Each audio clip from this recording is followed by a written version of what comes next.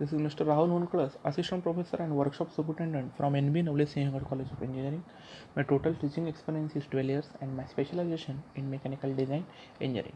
Now, in this video, we are going to discuss about the next numerical in the chapter of testing and performance of IC engine.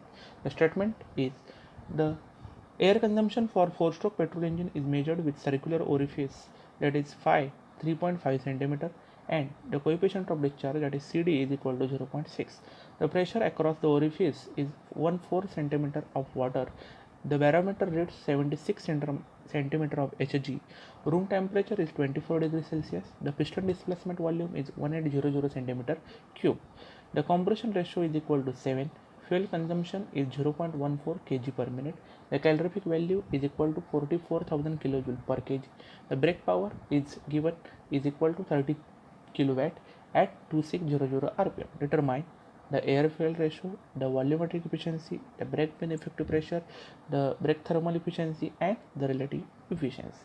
Then we can write the given data first, that is very important. The orifice diameter is given in the problem. Let us consider small d is equal to 3.5 cm converted into meter and coefficient of discharge is equal to 0.6.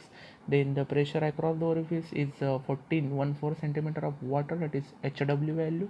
Then room temperature is 24 degrees Celsius. Barometer pressure is equal to 76 cm of Hg, that is equal to the standard value is 1.0132 into 10 raised to 5 Newton per meter square. Then the piston displacement, let us consider Vs is equal to 1800 centimeter cube converted into meter. Compression ratio is 7. Then the 0.14 kg per minute, this is the value of fuel consumption which is given in the problem. The calorific value is 44,000 kJ per kg. Brake power is directly given in the problem, 30 kW. Then RPM is 2600. We have to calculate air fuel ratio, volumetric efficiency, brake main effective pressure, brake thermal efficiency and relative efficiency. Now this is a special variety of problem. Now in this problem we have to use the fundamental concepts of the thermodynamics. So to solve such kind of problem we have to use some different methodology, CEDAR methodology. Though the problem is again very simple, if it even if it look like a typical one. The first step in this problem, to calculate the air fuel ratio, we have the formula mass of air drawn into the cylinder per minute divided by fuel consumption per minute. Now here first of all we have to calculate mass of air drawn into the cylinder per minute. We have the formula air consumption per minute multiplied by mass per unit volume. With the help of this formula we can calculate mass of air drawn into the cylinder. So here you are seeing these particular values, but we are getting this value after calculations. So just right now just forget these values. First of all we'll understand how we can get these values, then we can put these values over here to calculate the required things. Now to calculate the mass of air drawn into the cylinder per minute, we have to first calculate m by v, that is mass per unit volume. Mass per unit volume is nothing but called as the density. So density is not given in the problem, but we know the characteristics gas equation, that is PV is equal to mRT. So we can calculate PV is equal to mRT, m by v is equal to P by RT. Put all the values are the universal gas constant standard value is 287 kJ per kg degree Kelvin. If it is given in the problem, then we can put directly. If it is not given, then we can write the standard value. The temperature is again given 29 degrees Celsius converted into Kelvin. Put the value of pressure and get the mass per unit volume, that is equal to 1.188 kg per meter cube, that is nothing but called as the density of air, and gives equation number 1. Now the next thing is given in the problem. The 140 mm of water is given in the problem. The meaning of 140 mm of water according to the thermodynamic principle, that is 140 by 1000 into 1000. So we can get the value in kg per meter square. So we can calculate the head for formula, that is that 140 mm of water divided by density we have calculated 1.188, and we can get the head, that is 118.64 in terms of meter.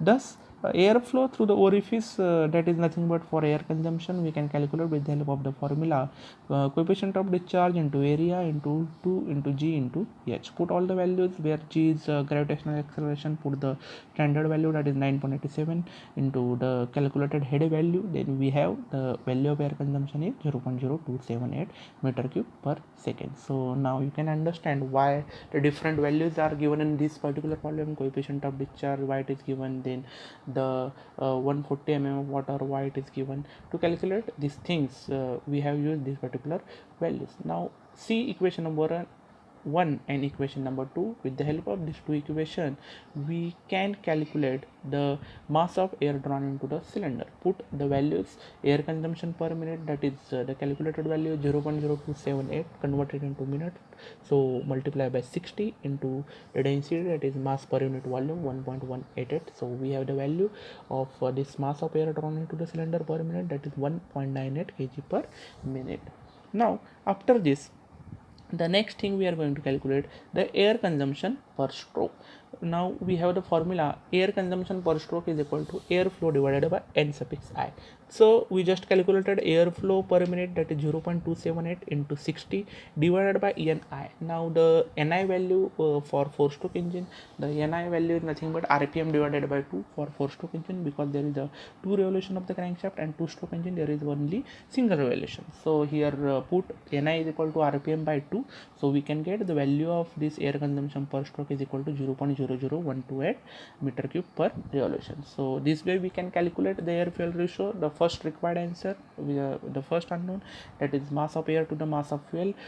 Mass of air is 1.98, which we just calculated, and the mass of fuel is 0.14, which is given in the problem. So we have the air fuel ratio 14.14:1. This is the first unknown.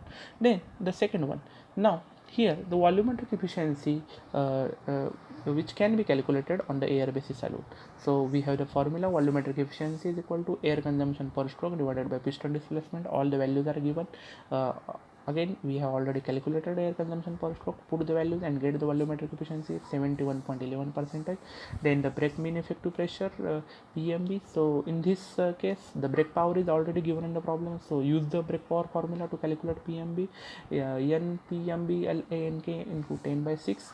We have used the formula of indicated power over here, but in some cases we have to use the formula in terms of brake mean effective pressure to calculate the PMB. So we have written N PMB LANK into 10/6. So put all the values and get the answer of P suffix MB over here. Then relative efficiency we can calculate. Relative efficiency is again equal to thermal efficiency divided by air standard efficiency. So again we can calculate the air standard efficiency is equal to 1 minus 1 by r raised to gamma minus 1. R is nothing but the compression ratio. Put all the values, and the standard value of gamma is again 1.4.